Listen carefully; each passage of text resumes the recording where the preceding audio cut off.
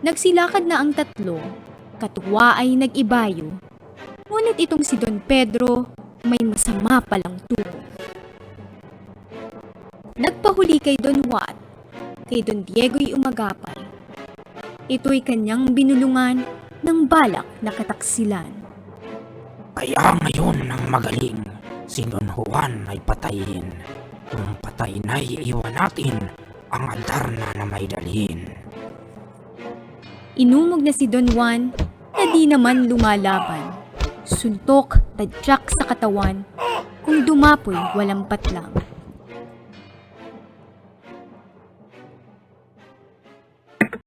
Sa palasyo nang dumating ang magkapatid na taksil, sa amay agad na nagturing. Ang Adarna ay dala namin. Ito baga ang Adarna? Naitanong sa dalawa. Kung ito nga'y ano bagat, magkapangit pala niya.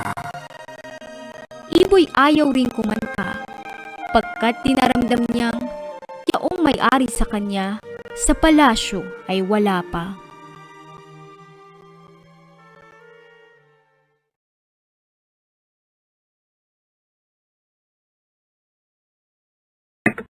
Samantalang sa palasyo, pangyayari ay ganito. Si Don Juan lugong-lugo, gagapang-gapang sa damo. O Birheng Inang Marilag, gulan ng masahira, kahabagan di man dapat, ang aliping kapuspalad, di ko maubos isipin, kapatid ko ay nagtaksil, kung sa ibon po ang dahil, kanila na't tinaakin. Sa libis ng isang bundok, may matandang sa susulpot, mahina't uugod-ugod, sa prinsipe ay dumulog. Ang salanta at nalamog, na katawan ay hinagod, sugat at lamang nalasog, pinaglalagyan ng gamot.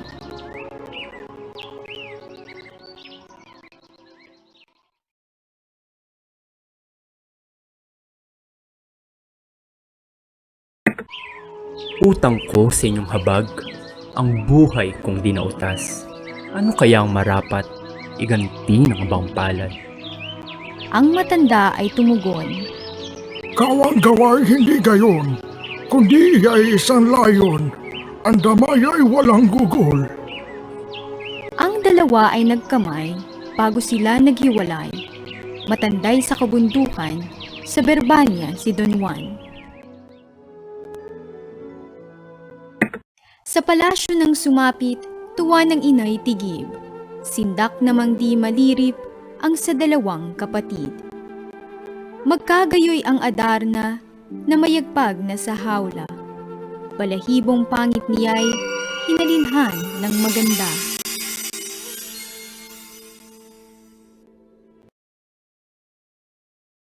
Umawit na ng matamis, kawili-wili ang tinig, mga matang may pag-ibig sa mata nakatitig.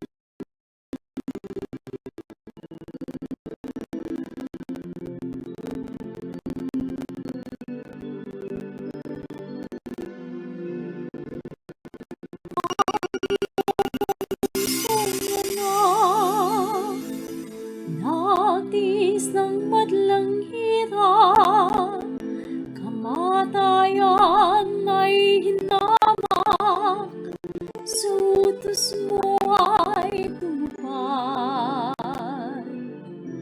Yung anak mong dalawa, inutusan nanganguna, kabiguan ang nakuha, kapwa naging bato sila.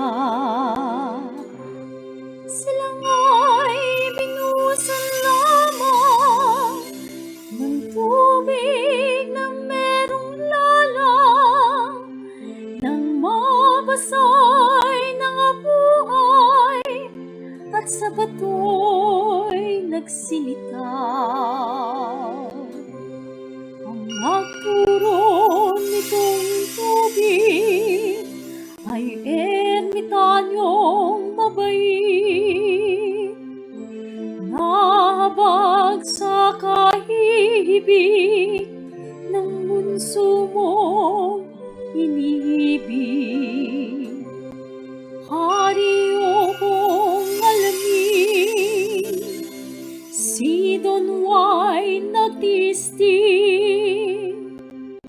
alad niya ay hiwain, ng gabi ako'y hulihin.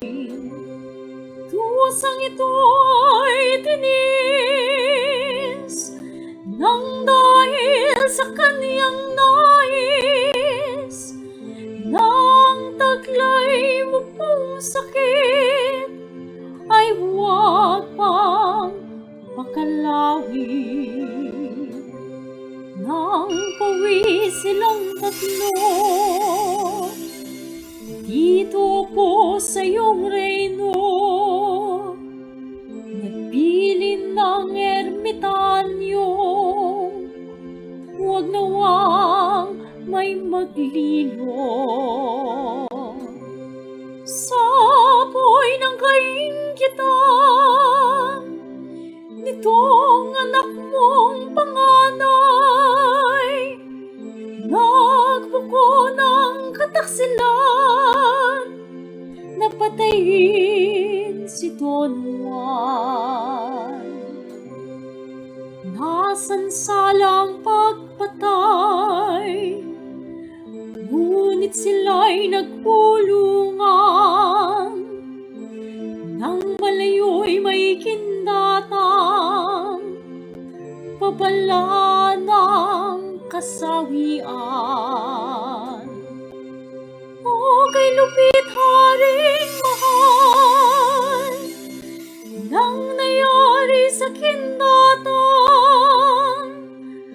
pagtakay pinagtulungan, tumugin po si Don Juan.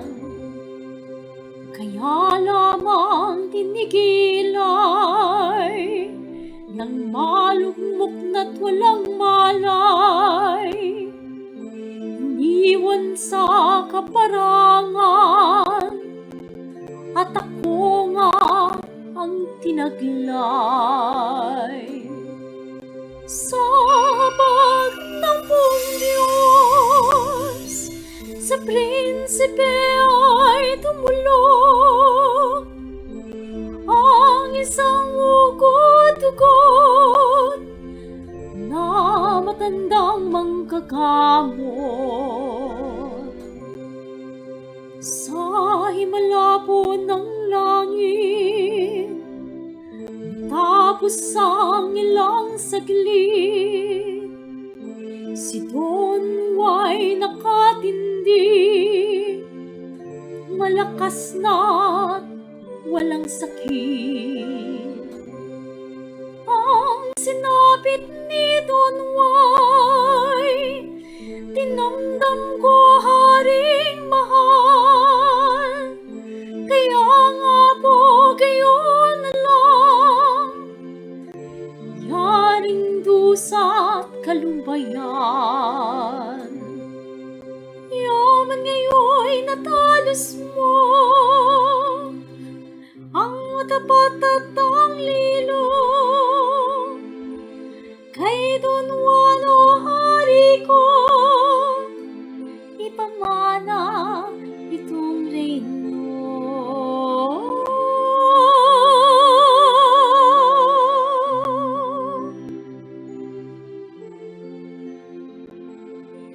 Nang matapos na ang awit, hari tila na naginip. Nagbalikwas na sa banig, parang hindi nagkasakit. Pinulong kara-karaka lahat ng kagawad niya, inilagda ang parusang ipatapon ang dalawa. Hindi ko po mababatang, sa aking malayo sila. Kaya po ibigay mo na ang patawad sa kanila.